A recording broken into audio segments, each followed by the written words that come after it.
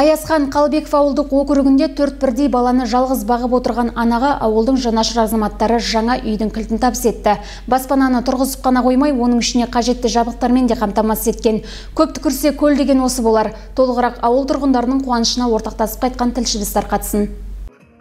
Қара шаңырақтың иесі Балданай Жұмабекова бұл баспананың кірпішін жолдасының көзі тірісінде қалаған. Осыдан 6 жыл бұрын жан жолдасынан айырылған жалғызбасты ана содан бері барлық ауыртпашылықты өзі көтеріп келеді. Бүгінде 4 перзентінің бірін құттиясына қондырса, енді бірін Қарағанды қаласында жоғары білім алуына жағдай жасаған ананың жаңа баспана тұрғызуға шамалары келмеген. Ал бұл кісінің тұрмыстық жағдайын ауылдастары жақсы біледі. Келіншектің өз күшімен баспана тұрғыза алмасын түсінген ауыл тұрғындары үй салып беруді ойластырыпты.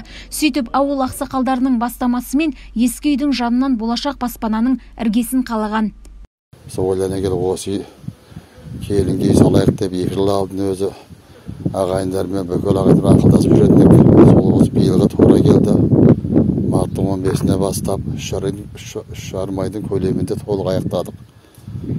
Бұл үйдің құрылысына бүкіл Қазақстан ағайындар жәрдем берді. Оның үшін осы ауылда ел ағалары сөз жәрдем, қаржы жәрдем берді. Ауылдан 6 бала жұмыс істеді. Сыртта ұсталған жоқ, сол 6 бала бастан аяқ бітіріп берді. Кейіпкерлеріміздің бірі Жанна Полаттың арманы тура 100 күннен кейін орындалды. Шара барысында ізгілікті істің шапағатын көріп, 7 бөлмелі баспананың табалдырығын аттаған тұрғын қуаныштан төбесі көкке жетіп, көмек қолын созған барша азаматтарға өз алғыстарын білдірді. Жұмала көтерген жүк жеңіл демекші, осындай еліміздің бірлігі артып, ынтымақтары көбейе берсін, осы игі іс жалғасын тауып, өзге де отбасыларды қуанта берсін. Ата-анамның атынан, бауырларының атынан, осы құрылысқа салысқан барша азаматтарға, қауымға, жұртқа бәріне алғысын білдіремін. Бұдан соң қайырымды істің бел ортасында болып демеушілік танытқан азаматтарға құрмет көрсетілді. Атап айтқанда тұрғын үйдің салынуына айрықша үлес қосқан азаматтар мен кәсіпкерлерді Мақтаарал ауданының әкімінің орынбасары арнайы алғыс хаттарды табыс етті.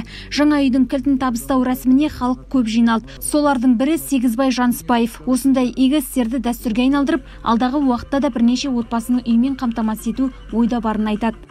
Елдің ішіндегі мұндай тірліктер. Бұдан кейін мен ойлаймын, қазақ елінің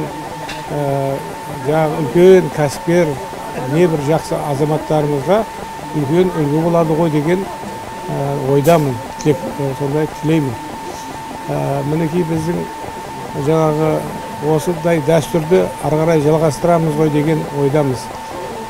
Бұл бір үлкен бір жалпы елге, қазақ еліне бір үлгі болатындай тіршілік болып ізгі тірліктің куәсі болып отырмыз айналды. Сондықтан тірлікте жомарттық жасап, қайыр еткеннің сауабы мол. Сыйы Алладан. Қолы ашыққа әмәнда жол ашық. Садақа пәниде басқа келер, кесір мен кесапаттың бетін қайтарады, алдын алады. Бүгінгі шараға осыны ой-санаға берік сіңірген жомарт жандар жиналды. Лаура Бақытжанқызы, Бақберген Абжалил, ақпарат Мақтаарал ауданынан.